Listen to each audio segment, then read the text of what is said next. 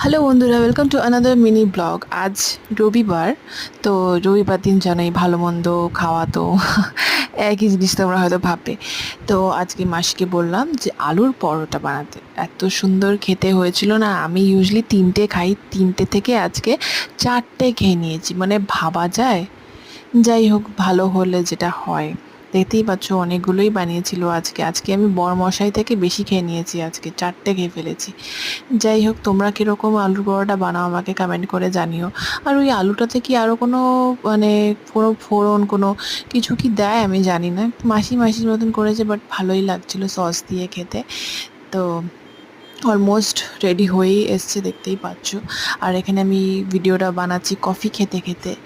আর ওয়েদারটা এত সুন্দর, তোমরা কে কোথা থেকে দেখছো ভিডিওটা আমি জানি না, বাট এখন বর্ষাকাল বলে সব জায়গায় ভালো মন্দ মানে বৃষ্টি পড়ে যাচ্ছে। তো আর বৃষ্টি পড়লে মনে হয় যে একটু ভালো মন্দ খেতে। তখন না ডায়েটের কথা মনে হয় না, যে ধুর ডায়েট গয়া ভাড় মে, আভি খা লেতে হ্যাঁ। যাই হোক, বাঙালি মানুষ বলে কথা। আর এই হয়ে গেছে রেডি। বাট আমি জানি না এরকম হলুদ হলুদ দেখতে হয়েছে কেন, বাট খেতে কিন্তু অসাধারণ হয়েছিল। আহ, আমি সস দিয়ে খেয়েছি, এখানে দেখো বড়মশাইকেও দিয়ে দিয়েছি, ও খেতে বসছে। তো থ্যাংকস ফর ওয়াচিং।